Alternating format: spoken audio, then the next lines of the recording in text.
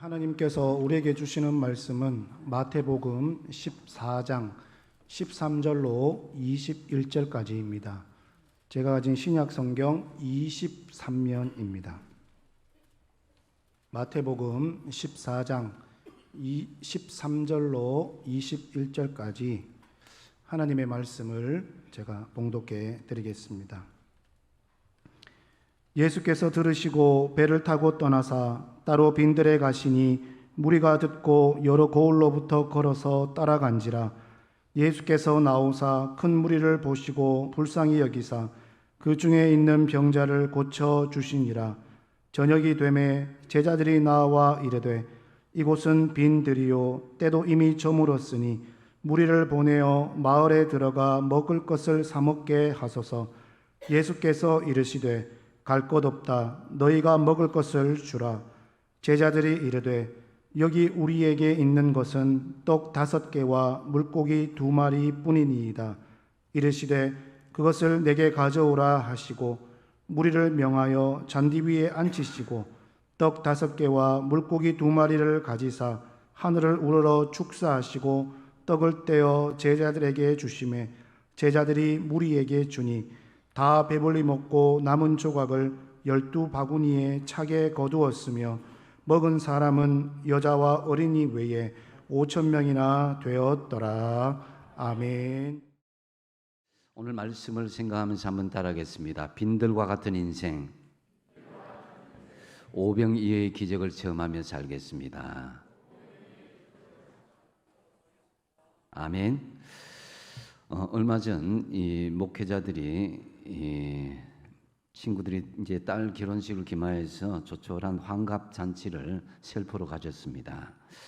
모인 친구들과 이야기하면서 참 서로가 이전과는 많이 달랐고 철이 많이 들었다. 또 성숙미가 익어간다라는 그런 생각을 서로 가졌던 적이 있습니다.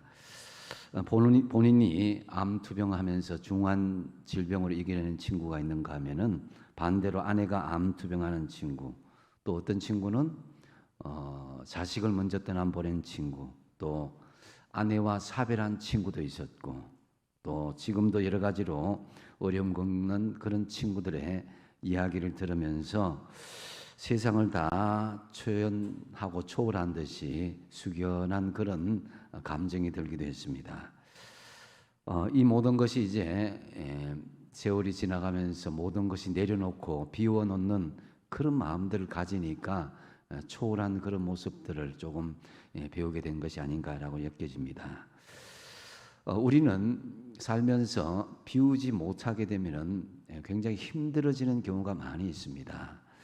음식을 먹는 것보다 더 중요한 것은 비우지 못하면 우리 몸이 더 힘들어지게 되는 것이죠.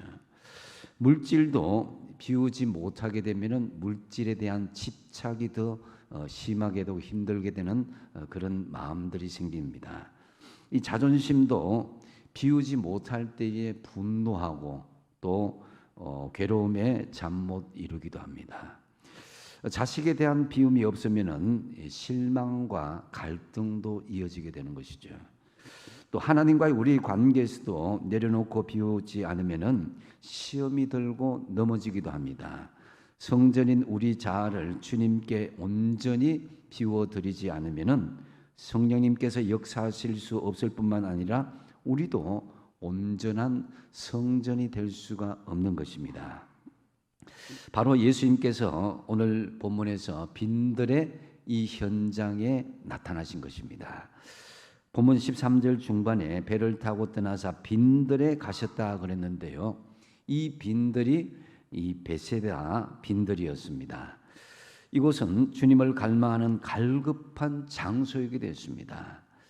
시간적으로 이미 해는 저물어가는 시간이요. 들판에 모인 사람은 흙이 진 사람들이 모여서 그들이 먹는 것조차 대책이 없는 그런 사람들이었습니다. 인생을 살면서 빈들을 느끼며 살아간다는 것 한편으로는 슬픈 일이기도 하지만은 반면에 그 빈들 가운데서 주님께서 오시는 기회이기도 합니다. 어쩌면 이 베세다 들판에서 뉘엿뉘엿 저물어가는 햇살을 받으며 굶주리고 지친 그 사람들, 오늘 우리들의 모습이요, 우리들의 삶의 현장이 아닌가라고 여겨지기도 합니다. 이 시대는 아모스 8장 11절 말씀처럼 양식이 없어 주림이 아니며 물이 없어 가람이 아니요 여호와의 말씀을 듣지 못할 기갈이다 라고 말씀하신 것처럼 진정 있어야 할 말씀은 없고 인간적인 분주함과 지나치게 많은 정보의 혼란 속에서 그저 급하게 앞으로만 나아가는 것 같습니다. 그래서 우리는 이 시대의 분주함과 혼란스러운 삶 속에서 빈들에서 주님을 만날 준비를 할 수 있어야 될 것입니다. 지나치게 많은 정보와 지식의 귀를 막고 하나님 음성 외에는 아무것도 들리지 않는 주님과 나만의 빈들이 필요한 것입니다. 이 빈들에는 사람도 핸드폰도 어떤 문화시설도 없지만은 하나님의 말씀을 듣기에 가장 듣기 좋은 조건을 갖추고 있습니다. 그래서 하나님은 우리에게 때때로 빈들과 같은 광야로 우리를 인도하시는 것을 볼 수가 있습니다. 경제적인 빈들이든지 혹은 건강의 빈들이든지 자녀의 빈들이든지 사람과의 빈들이든지 영적인 빈들이든지 간에 지금 주님은 우리를 빈들 광야로 초청하고 있습니다. 그렇다면 주님께서 이 빈들에 나오는 우리에게 어떤 은혜를 베풀어 주시겠습니까? 먼저 우리를 불쌍히 여기시고 치료하시는 사역을 하신 것을 볼 수가 있습니다. 14절 말씀에 보면은 예수께서 나오사 큰 무리를 보시고 불쌍히 여기사 그 중에 있는 병자를 고쳐 주시니라고 말씀하십니다. 우리 예수님은 일부러 빈들로 가셨습니다. 그곳에는 많은 사람들이 모여들어 있었는데요, 가장 먼저 눈에 띄는 사람은 아프고 힘든 병든 사람이었습니다. 주님은 그들을 보시고 어떻게 여겼다고요? 불쌍히 여겼다고 그랬습니다. 그들 한 사람 한 사람에게 손을 얹으시고 안수하시면서 그들의 질병을 치유해 주셨습니다. 우리 주님은 지금도 이 치유 사역을 우리 가운데 하고 계시고자 합니다.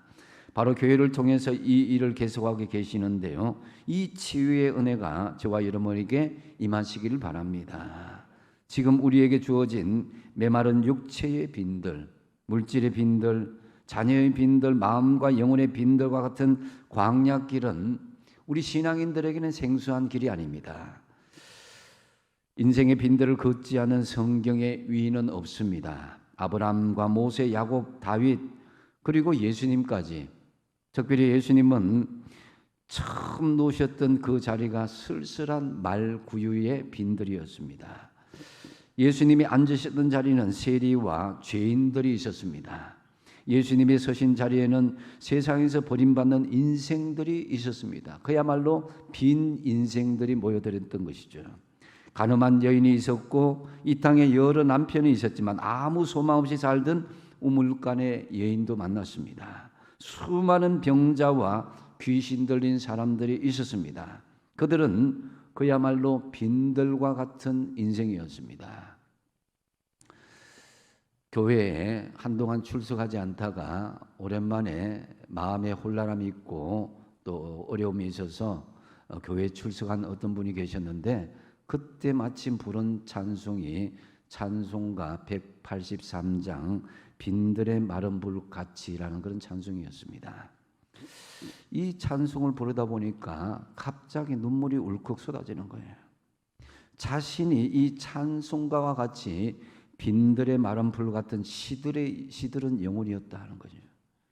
그래서 세상에서 지친 자신의 모습을 발견하고 자기의 자아가 너무 서글퍼서 견디지 못하고 교회 밖을 뛰쳐나와서 화장실에서 엉엉 울었다고 합니다. 처음 결혼할 때는 꿈도 있었습니다. 남편도 자상했고 남편도 세상에서 제일 좋은 사람은 직장도 참 좋았습니다. 그런데 하는 일들이 하나하나 풀리지 않았습니다. 그런 남편과 가족들, 남편이 자기를 상대하는 것, 이것도 받아주는 것도 지치기 시작했습니다. 그런 자신의 모습이 빈들의 마른 분이 되었고 이제 시들어 지친 자신의 모습이 서글퍼서 울었던 것입니다. 하나님의 도우심이나 담비 없이는 회생이 불가능한 지경이 되었습니다. 그래서 이 찬송을 부르다가 눈물이 왈칵 쏟아졌다고 합니다. 바로 우리의 인생이 바로 진들의 마른 풀 같은 불쌍한 인생이 아니겠습니까? 오늘날 수많은 사람들이 다양하고 비밀스러운 사연들을 안고 교회당으로 나옵니다. 나름대로 아픔도 있고 상처도 있고 시련도 있습니다. 그 연약함 그대로 절대자이신 하나님께 우리가 나왔는데요. 거기에서 처절하게 한 줄기 구원의 빛을 우리가 갈망하길 원합니다. 저물어가는 빈들에서 물고기 2마리와 보리떡 5개로 수많은 군종을 먹이신 그 예수님의 그 빈들의 현장을 한번 생각해 보십시오. 해질녘에 그 빈들에서 서성이는 인생들이 여러분 보이십니까? 그 무리 중에 한 사람이 내일 수도 있습니다. 빈들 같은 인생길을 우리는 그 누구도 피할 수가 없습니다. 지금 여기 앉아서 예배드리는 분들 가운데 아마 순탄하게 나는 인생을 살았다 하는 분들도 가끔씩 있겠지만 대부분 인생의 빈들을 처절하게 겪으며 살아왔을 것입니다. 각자의 삶을 이야기하자면 하루 종일 이야기해도 부족한 분들도 많을 것입니다. 우리 인생에도 수많은 빈들을 겪어왔고 또 겪고 있으며 앞으로도 그런 빈들을 겪게 될 것입니다. 이 빈들에 오신 주님은 우리를 불쌍히 여기시고 긍휼히 계십니다. 바로 여러분 한 사람 한 사람을 불쌍히 여기신다는 것입니다.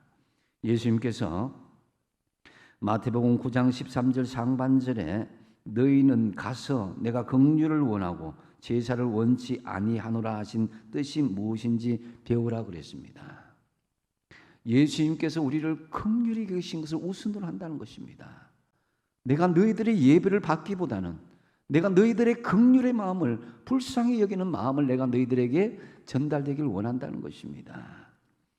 환자가 자기 병이 무엇인지 알지도 못하고 멀쩡한 사람처럼 행동한다면은 그것은 더 이상 의사가 필요 없게 되는 것이죠. 마찬가지로 겉보기에는 교회 잘 나오고 예배 잘 드리고 신앙생활 잘 하는 것처럼 주님 앞에 포장하지 말라는 것입니다. 너희들이 겉으로 드리는 예배보다도 너희들이 정말 진정으로 나에게 나와서 불쌍히 여김을 받고 긍휼히 여김을 받기를 원한다는 것이 이 뜻이 무엇인지를 알라는 것입니다. 비록 용서받아서 구원받은 하나님의 자녀일지라도 여전히 죄악 가운데 노출되어서 괴로워하고 몸부림치는 존재임을 인정하는 것이 주님 앞에 긍휼히 여김을 받는 것이고 불쌍히 여김을 받는 것이고 그것이 성화의 삶이요 그것이 주님의 온전한 긍휼함을 입을 수 있는 삶일 것입니다. 기름 부음 받은 다윗이 우리아의 아내 바스바와 간음을 하고 충성스러운 자신의 신하 우리아를 전쟁터로 몰아서 살인하게 된 후에 어떤 자세로 나아갑니까? 나단 선지자가 다윗의 죄를 추궁하자 자신은 한치의 망설임도 없이 하나님 앞에 금식하며 진심으로 회개하며 애통해 하지 않습니까? 왕의 채통 때문에 그것을 숨기거나 사람들에게 그냥 보여지는 그 제사로 모습으로 나아가는 것이 아니라 자기의 모든 것을 회개하며 전적으로 자신의 자리를 내어놓고 비워놓는 이 다윗의 모습, 다윗의 이런 죄인임을 인정하고 자신을 비워놓을 때에 주님의 긍휼이 거기에 임하시게 되는 것입니다. 그래서 마태복음 9장 13절 하반절에 보면은 나는 의인을 부르러 온 것이 아니요 죄인을 부르러 왔노라 그랬습니다. 여러분 누가 죄인이고 누가 의인입니까? 우리가 누구누구를 가리켜서 세리라고 손가시기를 하고 누구를 가리켜 죄인이라고 함부로 정죄할 자격이 있겠습니까? 결코 그럴 수는 없습니다. 왜 그렇습니까? 과거에 내가 그런 죄인이었고 내가 그런 세리와 같은 존재였기 때문입니다. 지금 나의 모습이 여전히 세리요 죄인인 것을 주님은 너무나 잘 압니다. 앞으로 살아가면서도 나는 여전히 세리와 죄인의 모습에서 내 자신 스스로는 전혀 자유로울 수 없습니다. 그래서 주님이 아니고서는 나는 도저히 살아갈 수 없기에 주님의 긍휼하심을 잊고 주님의 불쌍하심을 잊고 우리가 주님 앞에 주님 저는 죄인입니다 이렇게 나갈 때에 내가 죄인을 부르러 온 것이다. 내가 의인을 부르러 온 것이 아니다. 겉모양의 예배 드리고 교회 다니고 성경 치고 왔다 갔다 하는 그런 모습을 원하는 것이 아니라는 것입니다. 너희들이 진정으로 나에게 긍휼함을 받기를 원한다면 너희들이 모든 것을 내려놓고 다 비워놓고 너희 스스로를 모든 것을 인정하라는 것입니다. 이런 빈될 인생을 향해서 주님께서 우리를 초청하고 있습니다. 너무나 잘 아시는 말씀 마태복음 11장 28절입니다. 같이 한번 읽어보겠습니다. 시작. 수고하고 무거운 짐진 자들아 다 내게로 오라. 내가 너희를 쉬게 하리라. 아멘. 주님께서 저와 여러분을 불쌍히 여기셔서 우리를 초대하고 계십니다. 진정 인생의 갈급함을 해결할 수 있는 분은 오직 예수님 한 분이심을 우리는 알 수 있어야 될 것입니다. 그래서 마태복음 5장 7절에 말씀합니다. 긍휼히 여기는 자는 복이 있나니 그들이 긍휼히 여김을 받을 것이며. 내가 주님 앞에 긍휼히 여김을 받아야 나도 다른 사람들을 불쌍히 여길 수도 있고 끌어안을 수가 있습니다. 나는 주님의 긍휼로 인해서 용서받은 죄인임을 인정해야 동시에 이웃을 향하여서는 긍휼의 마음과 손길을 내밀 수가 있습니다. 내가 긍휼의 주님을 만날 수가 있는 것입니다. 순간순간마다 항상 내가 주님의 긍휼로 용서받고 여러분의 모든 문제가 치유되고 회복되는 역사가 있길 바랍니다. 여기서 두 번째로 우리는 중요한 사실을 깨달을 수 있습니다. 우리 인생의 빈들에서 문제 해결은 우리의 믿음을 통해서 역사하시고 사용하신다는 것입니다. 이 빈들에서의 문제는 저녁이 되자 먹을 것을 구할 수 없다는 것이었습니다. 현실의 문제였죠. 우리도 여러 가지 어려움이 있지만 당장 먹고 마시고 입는 이 문제가 상당히 우리 인생의 중요한 문제이기도 합니다. 15절을 보니까 그래서 제자들이 이야기합니다. 저녁이 되매 제자들이 나와 이르되 이곳은 빈들이요 때고 이미 저물었으니 무리를 보내어 마을에 들어가 먹을 것을 사 먹게 하소서. 그래서 제자들이 주님께 무리를 보내어서 마을까지 먹을 것을 사 먹게 해달라고 요청을 하는데요. 그런데 예수님께서 대답하신 말씀은 의외입니다. 16절을 보면은 예수께서 이르시되 갈 것 없다. 너희가 먹을 것을 주어라고 그러십니다. 저녁에 빈들에서 음식을 스스로 조달하여서 모인 무리들에게 준다는 것은 인간적으로나 상식적으로 도저히 불가능한 일입니다. 하지만 주님께서는 우리에게 이루신 기적, 이것이 인간적인 상식이 아닌 하나님을 향한 우리의 믿음을 통해서 이루시는 것임을 그들을 통해서 스스로 시험하십니다. 여러분, 우리 삶 속의 빈들의 기적, 메마른 곳에 하나님의 풍성한 은혜가 부어지는 이 기적은 하늘에서 뚝 떨어지는 것이 아닙니다. 믿음을 가진 사람들을 통해서 역사하시고 일어난다는 사실입니다. 홍해 앞에서 이스라엘 백성들을 보십시오. 뒤에 애굽 군대만 보이는 것이 아닙니다. 그들 앞에는 불기둥과 구름 기둥도 있었습니다.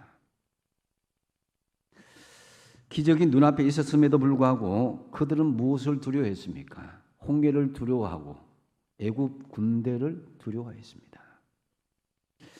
왜 그렇습니까? 그들은 하나님께서 임재하시는 불기둥 구름 기둥보다도 홍해의 가로막힘과 애굽 군대의 무서움을 보았기 때문입니다.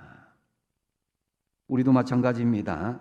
하나님 앞에서 하나님의 임재와 기적도 있지만은 눈앞에 당장 보이는 인간적인 두려움과 인본주의적인 계산이 앞서면은 하나님의 기적은 일어날 수가 없게 되는 것입니다.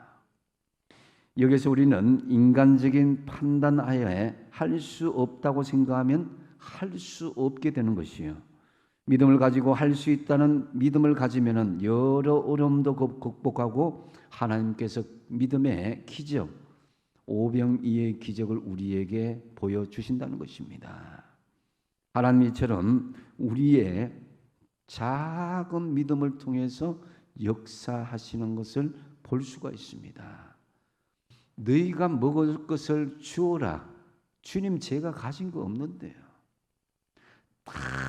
탈탈 끌고 모으니까 5마리의 물고기와 2개의 떡만이 나오고 있습니다. 근데 그것을 가지고 너희들이 공급해 주어라는 것입니다.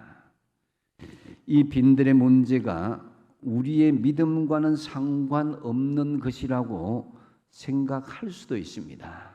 17절을 보시면은 제자들이 이르되 여기 우리에게 있는 것은 떡 5개와 물고기 2마리 뿐이니이다 그랬습니다. 이 말은 된다는 말입니까? 안 된다는 말입니까? 떡 5개와 보리 물고기 2마리가 어떻게 이 많은 사람들의 배를 채울 수 있겠습니까? 안 된다는 말인 것이죠. 이 말에는 부정적인 사고방식에 가득 찬 그 마음을 볼 수가 있습니다. 예수님께서 너희가 먹을 것을 주라고 말씀하신 것은 바로 이것입니다. 문제를 만났을 때 할 수 있다라는 믿음을 가지고 있느냐, 아니면 할 수 없다라는 인간적인 계산을 가지고 있느냐를 시험하고 계시는 것입니다. 이것은 2000년 전에 그들에게, 제자들과 그 군중들에게 보여주신 말씀이 아니라 오늘 우리에게 주시는 말씀이기도 합니다. 내 인간적인 판단으로 이게 주님 뭡니까? 아무것도 할 수가 없습니다. 이렇게 절망하고 좌절할 수 있지만 가만히 보아라. 네 손에 있는 것이 있다란 거예요. 사실 목회를 하면서 마음 아픈 것이 바로 이런 것들입니다. 신앙생활 하다가 문제를 만나고 어려움을 만나게 되면은 그 문제를 가지고 주님께서 해결해 주신다는 마음으로 그 믿음을 가지고 주님께로 나아가야 된다는데, 그런데 나는 현실적인 인간적인 판단을 하고 인간적인 계산을 먼저 해버린다는 거예요. 할 수 없다. 그래서 문제에 빠져서 허우적대기도 하고 방황하고 좌절하고 낙심하다가 심지어 하나님을 원망하고 반항하기까지 합니다. 자신에게 문제가 있으리라는 생각은 절대로 안 합니다. 그러다 결국 상황은 악화되고 넘어지고 실족하게 되는 것이죠. 여러분, 어떤 최악의 순간에도 하나님께서는 할 수 있다는 믿음을 가지시기 바랍니다. 여러분의 그 작고 작은 그 믿음을 통해서 하나님께서 기적을 이루는 역사의 통로로 삼는다는 것입니다. 인간적으로는 도무지 답이 나오지 않는 문제가 우리에게 있다면은 그 문제 자체를 가지고 우리가 스스로 고민하고 아파하고 또 그렇게 몸부림치지 마시고 먼저 주님을 찾고 또 찾으십시오. 문제 해결의 열쇠는 주님이 가지고 계십니다. 주님은 마가복음 9장 23절에 믿는 자에게는 능히 하지 못할 일이 없다고 그랬습니다. 그 전제로 할 수 있거든, 이런 전제를 내미는 그 말을 주님께서 그게 무슨 말이냐, 전제가 없다. 믿는 자에게는 능히 하지 못할 일이 없다. 다 할 수 있다는 거예요. 이 제자들은 빈들에서 문제를 만났을 때 문제 해결의 실마리가 예수님께 있음을 잊어버리고 인간의 능력과 인간의 계산으로만 할 수 없다고 생각해버린 거예요. 당연히 제자들에게 있어서 불가능한 일이었는데요. 하지만 예수님이 그 문제를 해결을 하셨습니다. 예수님의 손길에 맡기니까 기적이 일어난 거예요. 우리 인생에도 이런 기적이 일어나기를 바랍니다. 그러기 위해서는 바라보고 할 수 있다는, 주님을 바라보고 할 수 있다는 믿음을 가지는 것이 중요한 거예요. 우리에게 기적은 하늘에서 뚝 떨어지는 것이 아니라 현재 우리에게 있는 것을 믿음을 통해서 기적을 나타내는 거예요. 미대한 광야에서 하나님은 모세에게 이 그 홍해 광야 앞에서 홍해 앞에서 이 모세에게 하나님은 내 손에 있는 것이 무엇이냐 했을 때에 이 지팡이입니다 그랬습니다. 하나님은 모세가 가지고 있는 그 지팡이를 사용하셔서 아무 쓸데기 없어 보이는 마른 막대기를 기적의 도구로 사용하셨습니다. 어쩌면 우리는 아무런 생명력도 없고 아무런 희망이 없어 보이는 마른 막대기와 같은 존재가 우리입니다. 그런데 하나님께서 우리를 사용하시고자 할 때 아유 주님 저는 아무것도 못합니다. 저는 못합니다. 이게 아니라 주님께 맡겨드리는 것이 중요하다는 거죠. 사르밧 과부에게 현재 가지고 있는 밀가루 한 움큼, 기름 한 움큼 이것을 통해서 기적이 일어나게 된 것입니다. 주님은 현재 너에게 있는 것이 무엇이냐 그것을 가져오라는 거예요. 그것을 통해서 믿음의 역사를 일으키겠다는 것입니다. 그래서 오병이어나 사르밧 과부의 기적이나 이 다윗의 물맷돌을 향해서 골리앗을 물리친 것은 손에 있는 작은 것들이었습니다. 그러므로 현재 우리가 가지고 있는 작고 보잘것없는 것을 결코 소홀히 여기지 마시란 거예요.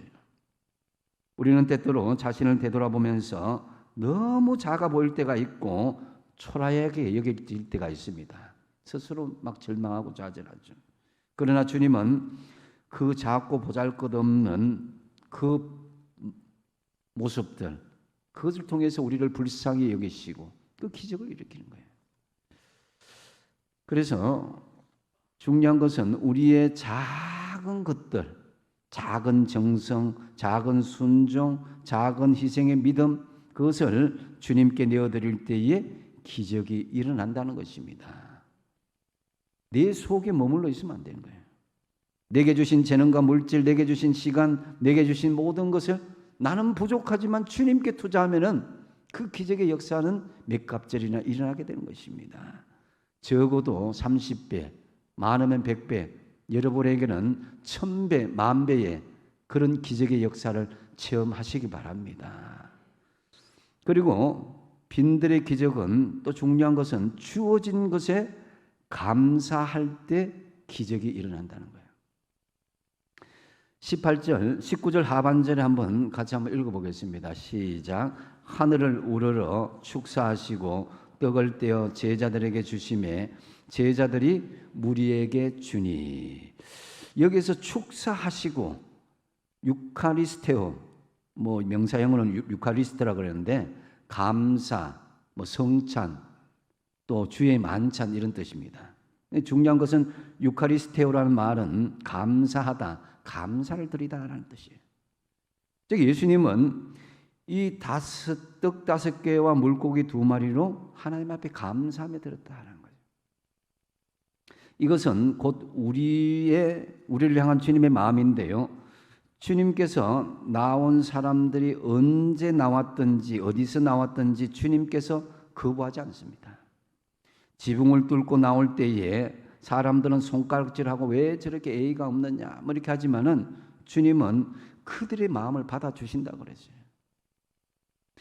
한 번은 오랫동안 혈류증을 앓는 여인이 예수님께 찾아왔는데 그런데 앞으로 와서 도무지 그 도우심을 간구하지 못하고 있을 때 뒤에 몰래 옷깃만 만졌습니다. 그러나 예수님은 그녀를 보고 말씀하십니다. 딸아, 내 믿음이 너를 구원하였다. 평안히 가라 그랬습니다. 정말 작은 믿음이잖아요. 주님 앞에 얼굴을 맞대고 갈 용기가 없으니까 뒤에 가서 살짝 예수님의 옷깃만 만졌는데 그것을 아시고 그 작은 믿음을 보시고 딸아 내 믿음이 너를 구원하였다고요. 앞을 못 보는 이 바디메오가 소리를 지릅니다. 다윗의 아들 예수여 우리를 불쌍히 여기소서. 우리를 불쌍히 여기소서. 앞을 못 보니까 군중에 나아갈 수가 없는 거예요. 그 사람들이 그들을 쫓아내려고 할 때에 예수님은 그렇지 않고 도움을 요청하는 그들에게 물으십니다. 알죠? 무슨 형편인지 알죠? 그런데 정확하게 이야기합니다. 내가 무엇을 하여 주길 원하느냐?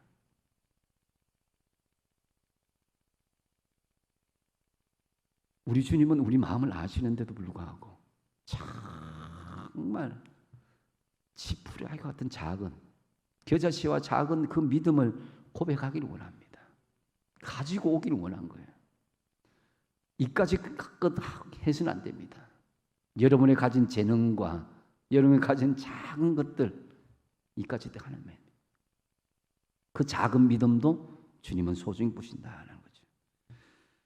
그래서 예수님은 나온 사람들을 축복하여서 나온 사람들을 위해서 감사하는 것을 딱 보여주고 있습니다. 우리가 무엇을 들고 나왔냐, 그가 무엇을 가져왔느냐 물어보시거나 그걸 원하는 것이 아니라 그 사람들이 그 작은 소년이 가지고 나온 오병이어를 하나님 앞에 감사하면서 축복기도 했습니다. 그러게 우리는 작은 것이라도 평소에 그 있는 것에 감사할 수 있어야 된다는 거죠. 여러분의 삶 중에 일상적인 감사가 참 많습니다. 오늘 시온 창랑대가 이 찬양을 통해서 한 편의 설교를 해주셨습니다. 기뻐하라, 기도하라, 감사하라. 이게 저한테 참 은혜가 됐어요.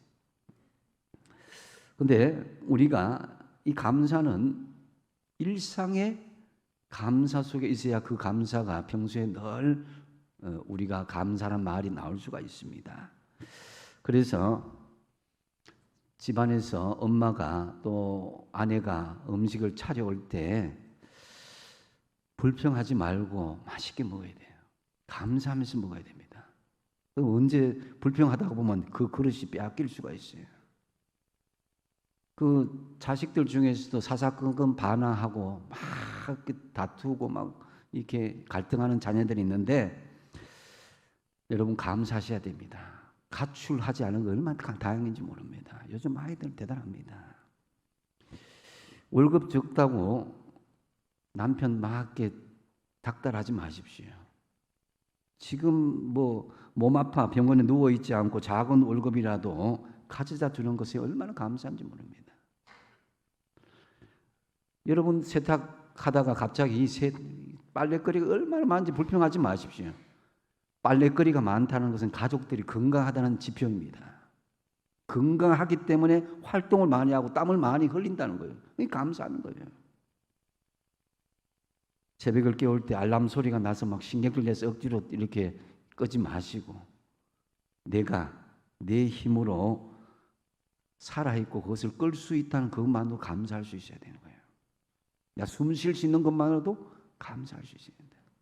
우리 주님은 오병이어 너무나 작고 작은 5천 명의 무리, 실제는 2만 명이 넘는 그 무리를 먹이겠다는 그 시작점이 그 작은 것에 하나님께 감사하는 것이었습니다. 그래서 여러분, 내가 불평하는 것들 중에 과연 진짜로 불평해야 될 것인지 한번 생각해 보십시오.